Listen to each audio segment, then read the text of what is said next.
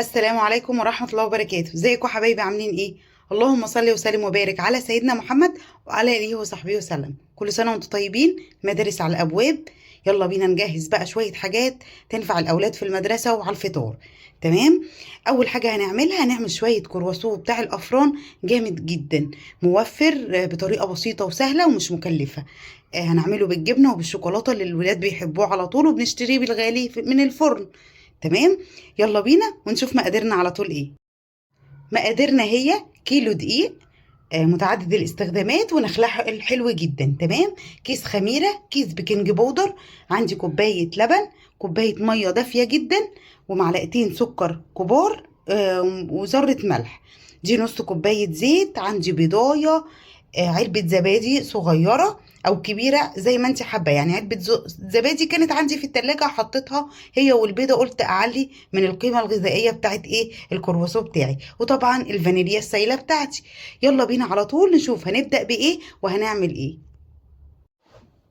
أول حاجة هبدأ بيها، جبت بولة فاضية هي عندي، هحط فيها البيضاية، بسم الله الرحمن الرحيم، علبة الزبادي. مفيش علبة زبادي ومفيش بيضاية، بنزود كوباية، نص كوباية مية كمان. تمام. يبقى كوباية ونص مية وكوباية لبن. لو مفيش زبادي ومفيش بيض، هحط طبعا الفانيليا بتاعتي. انا بحب احط في حاجات الافران نقطتين فانيليا كده، بتخلي ريحة حلوة ليهم. تمام. هحط نص كوباية الزيت اهي، كله على بعضه اهو، معلقتين السكر الكبار وذرة الملح، كوباية المية الدافية، وكوباية اللبن. بسم الله الرحمن الرحيم. عندك عجان اشتغلي بالعجان، ما عندكيش تمام هنشتغل كده.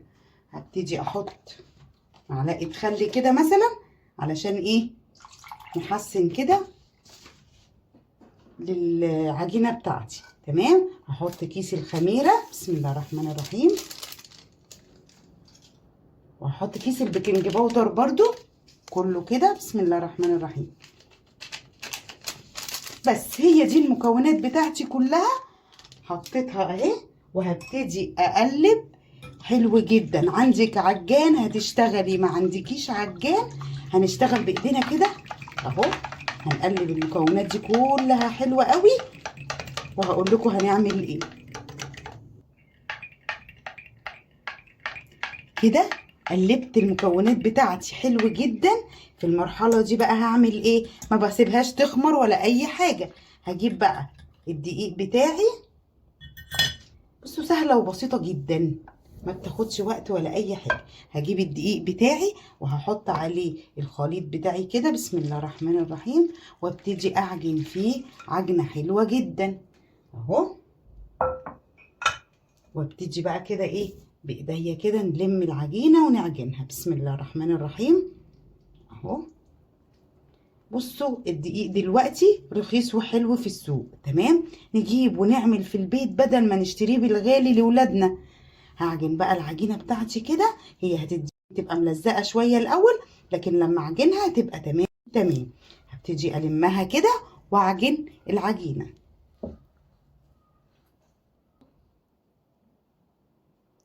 كده. دعكت أو عجنت العجينة بتاعتي حلو جدا. في المرحلة دي بقى ايه، عندك مكعب زبدة بلدي حطي 2، ما عندكيش انا عندي معلقة سمنة بلدي اهي، هحطها كده وابتدي ايه، ادعك في العجينة بتاعتي لغاية ما تختفي خالص. وهدعكها حلو جدا جدا واعجنها حلو جدا. نفضل نعجن فيها كده لغاية ما تبقى تمام اهي. بصوا العجينة جميلة وناعمة وحلوة وطرية معايا. هفضل اعجن فيها كده بمكعب الزبدة او السمنة البلدي بتاعتي، اللي عندك اشتغلي بيه، ما توقفيش نفسك اهو. في نفس البولة اهو، ولا عجن جامد ولا اي حاجة، ممكن تشتغلي بيها على طول اهو من غير عجان. هعجن فيها جامد جدا جدا، وهخليها حلوة ومظبوطة وطرية ومش مشققة ولا اي حاجة.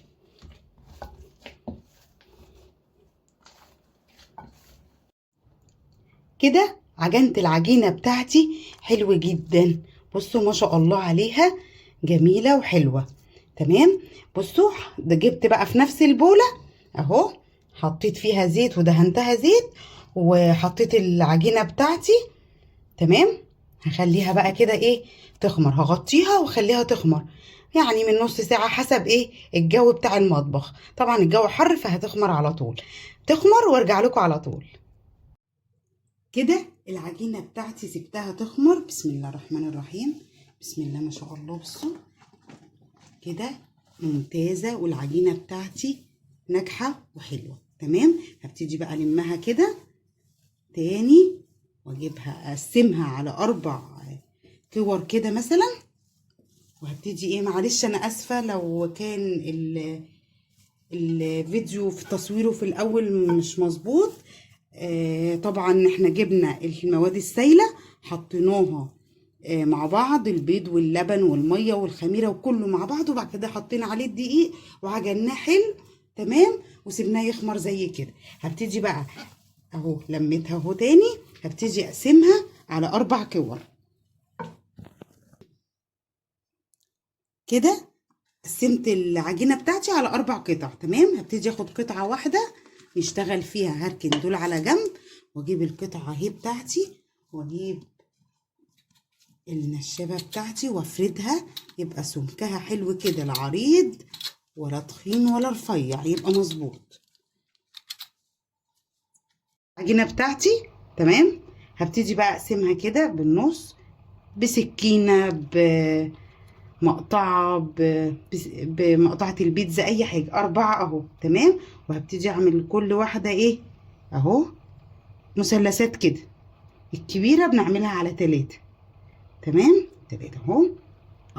وهبتدي اعمل ايه بقى، هجيب بسم الله الرحمن الرحيم القطعة الواحدة اهو، وافرد كده وانا بعمل، وابتدي ايه اهو، وابتدي اعملها كده كده اهو. كل ما بلولو العجينة او بفرد العجينة معايا هتطلع ايه ناجحة. هكون محضرة الايه الصاج بتاعي اهو. دي عملتها، دي السادة اللي احنا هنعملها السادة. هجيب بقى صاج عندي مش مدهون ولا اي حاجة. تمام. وهبتدي ايه ارص العجينة بتاعتي كده. تمام. دي سادة عشان هعملها بالشوكولاتة. خلاص. هبتدي اعمل معاكم واحدة بالجبنة كده. جبت بقى واحدة كمان هعملها بايه، دي جبنة براميلي عندي في التلاجة، قلت ايه اعمل قطعة كده اهي. ببتدي افردها فيها كده، ونجيب طرف العجينة من هنا وطرف العجينة من هنا، ونبتدي نلولو اهو تاني. بسم الله الرحمن الرحيم اهو. وكل ما واحنا بنلولو وبنشد العجينة معانا. تمام اهو. بصوا بقى بقت جميلة، ولما تخمر وتستوي كمان هتبقى حلوة. هحطها برضو في الصاج بتاعي. هنعمل كذا واحدة بالطريقة دي. بصوا اهو اللي عملتهم اهو. هكمل بقى بالطريقة دي كلها وهقول لكم هنعمل ايه تاني. هجرب معاكم واحدة بالشوكولاتة. جبت مكعب الشوكولاتة، دي شوكولاتة بالحليب. تمام. وهبتدي بقى يعني ايه اجمع كده الجناب، وابتدي الف بقى. هجيبها كده اقربها عندي والف بقى حلو كده، واشد كده علشان يبقى ايه، يبقى الشكل بتاع المولتو معايا. دي علشان بالشوكولاته مش هتبقى زي الكرواسون، بس هتبقى محشيه زي المولتو بالظبط. هحطها كده برضو في الصاج. تمام. وهنعمل واحده بيضه برضو بالشوكولاته البيضه. نحط كده وندلع ولادنا ونجيب لهم ونعمل لهم كل اللي نفسهم فيه من غير ما نشتري من بره بالتكلفه الايه الغاليه اهو. هبتدي بقى احطهم واكمل بقيه الكميه بتاعتي، وهقول لكم هنعمل ايه تاني. عايزه اقول لكم بقى كل ما نشد العجينه واحنا بنحشيه بيطلع معانا مظبوط، وكأنك جايباه من بره بالظبط. عايزه اقول لكم كمان في السوا هيبقى حاجه جامده جدا حلوه قوي. جربوه هيعجب الولاد ان شاء الله. هدخله الفرن على درجه حراره 200 تمام كده. لسه عندي عجينة تانية، هخلص الكمية كلها وهدهن. جبت بيضاية حطيت عليها حبة خل ونقطة فانيليا، وهدهن الوش بتاعها وادخلها الفرن في درجة حرارة 200 يستوي ويبرد ويهدى كده، وهقول لكم هنعمل ايه تاني. وبكده طريقة الكرواسون بتاعتي خلصت. بعد ما طلع من الفرن سيحت شوكولاته خام اللي هي المكعبات العاديه بتاعتنا دي، عملت شوكولاته غامقه وشوكولاته بيضه، سيحتهم في حمام ميه سخنه وابتديت ازين بيهم. دي بالشوكولاتات من جوه المحشيه بالشوكولاته، وهنا عندي عملت دول بالجبنه تمام، ودول الساده. طريقه الحفظ بتاعتهم ممكن نحطهم في علب ونحطهم في الفريزر، نطلعهم عند الاستخدام يهدوا ويفكوا، وممكن نسخنهم تسخينة بسيطة في الميكروويف او في الفرن، حاجات بسيطة جدا.